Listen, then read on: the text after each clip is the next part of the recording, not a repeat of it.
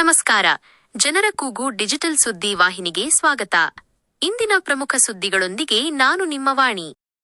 ಮುದ್ದೇಬಿಹಾಳ ಪಟ್ಟಣದ ವಿದ್ಯಾನಗರದ ಶಿರವಾಳ ಲೇಔಟ್ದಲ್ಲಿರುವ ಪ್ರಗತಿ ಜೆಸಿ ಶಿಕ್ಷಣ ಸಂಸ್ಥೆಯಡಿ ನಡೆಯುತ್ತಿರುವ ಚಿನ್ಮಯ ಜೆಸಿ ಆಂಗ್ಲ ಮಾಧ್ಯಮ ಪ್ರಾಥಮಿಕ ಹಾಗೂ ಪ್ರೌಢಶಾಲೆಯಲ್ಲಿ ಇದೇ ಪ್ರಥಮ ಬಾರಿಗೆ 2026-27ನೇ ಸಾಲಿನ ಚಿನ್ಮಯ ಜೆಸಿ ಟ್ಯಾಲೆಂಟ್ ಅವಾರ್ಡ್ ಪರೀಕ್ಷೆ ಹಮ್ಮಿಕೊಳ್ಳಲಾಗಿದೆ ಎಂದು ಶಾಲೆಯ ಅಧ್ಯಕ್ಷರಾದ ಡಾ. ವೀರೇಶ್ ಪಾಟೀಲ್ ಹೇಳಿದರು. ಈ ಟ್ಯಾಲೆಂಟ್ ಎಕ್ಸಾಮ್ ಅನ್ನ ನಾವು ಯಾಕೆ ಮಾಡಬೇಕು ಅನ್ನುವಂತ ಒಂದು ವಿಷಯಕ್ಕೆ ಬಂದ್ರೆ, ಮಕ್ಕಳಲ್ಲೇ ಅಡಗಿರುವಂತಹ ಪ್ರತಿಭೆಗಳದ ಆ ಪ್ರತಿಭೆಗಳ ಅನಾವರಣ ಆಗಲಿ ಅನ್ನುವಂತ ಒಂದು ದೃಷ್ಟಿಯಿಂದಾಗಿದ್ರೆ, ಜಾಣ ಮಕ್ಕಳಿಗೆ ನಾವು ಒಂದು ಸ್ಕೋಪ್ ಕೊಡಬೇಕು, ಅನುದಾನ ಸಿಗಲಿ, ನಮ್ಮ ಸ್ಕೂಲಿಂದ ಶೈಕ್ಷಣಿಕವಾಗಿ ಅವರಿಗೆ ಅನುದಾನ ಸಿಗಲಿ ಅನ್ನುವಂತ ಒಂದು ದೃಷ್ಟಿಯಿಂದ ನಾವು ಈ ಒಂದು ಎಕ್ಸಾಮ್ ಅನ್ನ ನಾವು ಕಂಡಕ್ಟ್ ಮಾಡ್ಲಿಕ್ಕೆ ಮಾಡಿದ್ದೀವಿ. ಈ ಎಕ್ಸಾಮು ನಾಳೆ 15ನೇ ತಾರೀಕು, ಮಾರ್ಚ್ 15ನೇ ತಾರೀಕು ರವಿವಾರ ದಿವಸ ನಡೀತಿರುವಂತದ್ದು. ಈ ಎಕ್ಸಾಮ್ ನಲ್ಲಿ ನಾವೇನ್ ಮಾಡ್ತೀವಿ, 4ನೇದಿಂದ 9ನೇ ಮಕ್ಕಳಿಗೆ ನಾವು ಎಕ್ಸಾಮ್ ಮಾಡ್ತಿರುವಂತದ್ದು.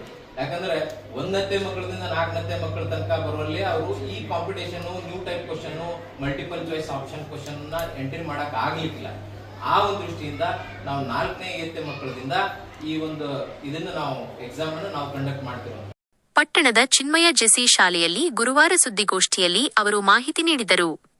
4ರಿಂದ 9ನೇ ತರಗತಿ ಮಕ್ಕಳಿಗಾಗಿ ಮಾರ್ಚ್ 15ರಂದು ಬೆಳಿಗ್ಗೆ 11ರಿಂದ ಮಧ್ಯಾಹ್ನ 12:30 ಪರೀಕ್ಷೆ ನಡೆಯಲಿದೆ. ಮಾರ್ಚ್ 14ರಂದು ಹೆಸರು ನೋಂದಾಯಿಸಿಕೊಳ್ಳಲು ಕಡೆಯ ದಿನವಾಗಿದೆ ಎಂದು ತಿಳಿಸಿದರು. ಬಹುಮಾನಗಳ ವಿವರ: ಪ್ರಥಮ ಸ್ಥಾನ 1 ವರ್ಷದ ಉಚಿತ ಶಿಕ್ಷಣ, ದ್ವಿತೀಯ ಸ್ಥಾನ 50% ಶುಲ್ಕದಲ್ಲಿ ರಿಯಾಯಿತಿ, ತೃತೀಯ ಸ್ಥಾನ 25% ಶುಲ್ಕದಲ್ಲಿ ರಿಯಾಯಿತಿ, 4, 5 ಮತ್ತು 6ನೇ ಸ್ಥಾನ ಕ್ರಮವಾಗಿ 2,000, 1,000 ಹಾಗೂ 500 ರೂಪಾಯಿ ನಗದು ಬಹುಮಾನ. ಪರೀಕ್ಷೆಗೆ ಹೆಸರು ನೋಂದಾಯಿಸಲು ಇಚ್ಛಿಸುವವರು ಈ ಕೆಳಗಿನ ಮೊಬೈಲ್ ಸಂಖ್ಯೆಗಳನ್ನು ಸಂಪರ್ಕಿಸಬಹುದಾಗಿದೆ: 9487482868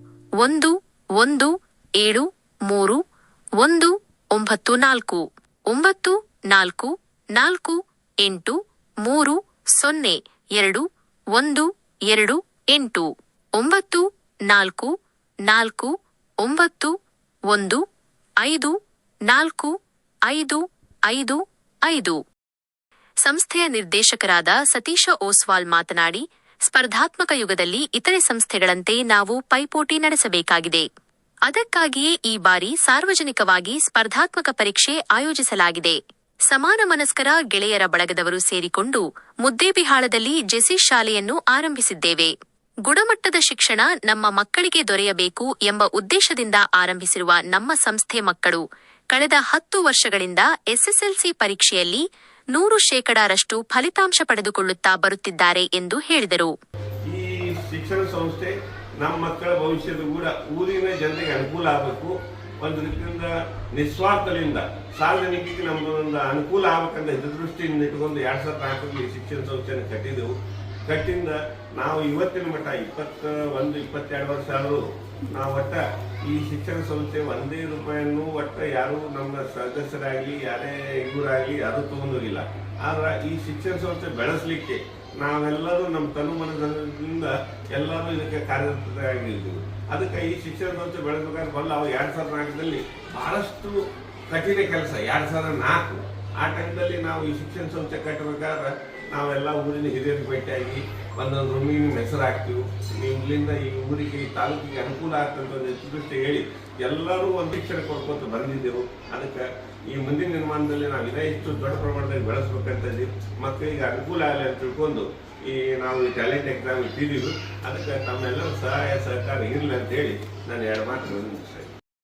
ಶಾಲೆಯ ಮುಖ್ಯಗುರು ಆನಂದ ಓಗಿ ಮಾತನಾಡಿ, ಪರೀಕ್ಷೆಯ ಸ್ವರೂಪ 60 ಅಂಕಗಳದ್ದಾಗಿದ್ದು, ಇಂಗ್ಲಿಷ್, ಗಣಿತ, ವಿಜ್ಞಾನ, ಮಾನಸಿಕ ಸಾಮರ್ಥ್ಯ ಹಾಗೂ ಸಾಮಾನ್ಯ ಜ್ಞಾನದ್ದಾಗಿರುತ್ತದೆ. ಪ್ರತಿ ಪ್ರಶ್ನೆಯ ಸರಿ ಉತ್ತರಕ್ಕೆ 4 ಅಂಕ ಹಾಗೂ ಪ್ರತಿ ತಪ್ಪು ಉತ್ತರಕ್ಕೆ 1 ಅಂಕ ಕಡಿತಗೊಳಿಸಲಾಗುತ್ತದೆ ಎಂದು ತಿಳಿಸಿದರು.